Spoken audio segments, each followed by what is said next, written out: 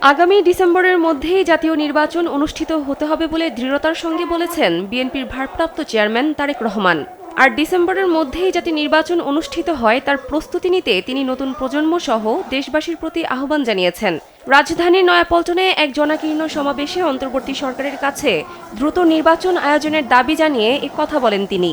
তারুণ্যের রাজনৈতিক অধিকার প্রতিষ্ঠার সমাবেশ শীর্ষক এই সমাবেশে প্রধান অতিথির বক্তব্য দেন বিএনপির ভারপ্রাপ্ত চেয়ারম্যান তারেক রহমান।